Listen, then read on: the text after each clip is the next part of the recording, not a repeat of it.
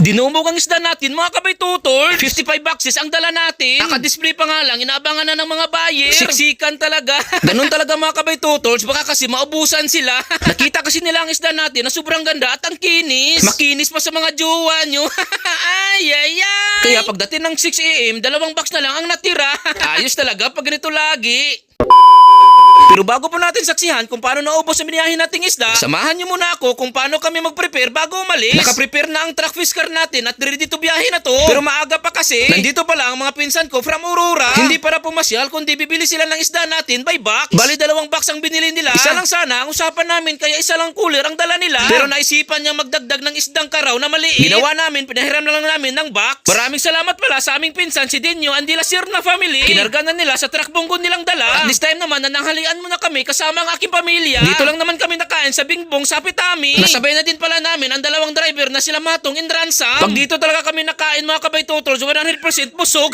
Sarap ng sisig kasi at ng fried chicken. Gabi na at kailangan na namin bumiyahe. Dahil ilang oras din kasi ang biyahe namin. Pagdating kasi sa ganitong negosyo mga kabay-tutols, kailangan talaga andun na kayo sa bagsakan bago pa ang displayhan. Para pagdating ng mga buyer at broker, nakahanda na ang mga isda. Sa kaligitnaan nga ng aming biyahe, biglang nagutom ba naman ako. At yung driver at truckman naman ay tamang kape naman sila. Pampawi na din sa antok. Medyo mabahaba pa kasi ang biyahe namin mga kabay-tutols. Pagkarating namin sa bagsakan ng Kimaya dito sa Hasaan, Misamis Oriental, binaba na ang mga box at yung iba ay lalagay na sa may displayhan. Nakarating pala kami dito ng 12 midnight. Kaya nakatulog pa kami ng ilang oras bago ang displayhan. 3 AM kasi ang start ng displayhan dito mga kabay-tutols. Pero bago pa magsimula, kain muna tayo. Kain is life talaga tong si Bay-tutols. Ay, ay, ay. May 5 broker pala dito sa bagsakan. Bali 3 AM na kaya halos lahat nakadisplay na ang mga isda. At kung mapapansin nyo, may unti-unting tao na nagsidatingan. Makita nyo mga kabay-tutols, halos lahat ng mga tao nasa displayhan natin. Kanya-kanya na silang pili. Ang inantay na lang namin dito ay yung broker. At kung magkasundo na sa presyo, matik na yan. Hihilahin na nila yan ay titatabi. At dahil nagkasundo na sa presyo, kanya-kanyang buhat na. Grabing mga buyer to. Nasa amin lahat. Sarap sa pakiramdam kung ganito lagi, no? Madami naman display sa ibang broker. Pero ang isda natin ang natitipuhan nila. Kaya sobrang salamat talaga sa mga bumili. Napakagaling talaga nilang pumili. Di ka talaga pwedeng palamya-lamya dito mga kabay-tutols. Pag trip mo na, wag mo na bitawan yan.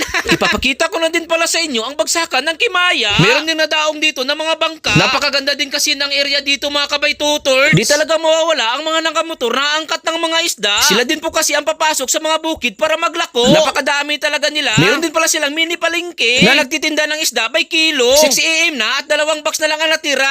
Di nakakawuri ito mga kabay-tutols. Kaya tamang umagahan muna tayo sa kanilang kainan. Nauna na nga dito ang kasamahan nating mga nagbabiyahe din. At ang mga tao ng broker, ang mga libor. Tinulang barilis ang inulam ko. Tamang duyan lang muna ako, ubos na kasi ang lahat. Nagantay na lang kami sa mga box. At nung nakumpleto na ang mga box, syempre uwian na agad yan. Kaya this time nasa biyahe na kami. Ganda nga ng biyahe namin ngayon mga kabay-tutols. Alam nyo ba kung bakit? Dahil sinuwerte tayo.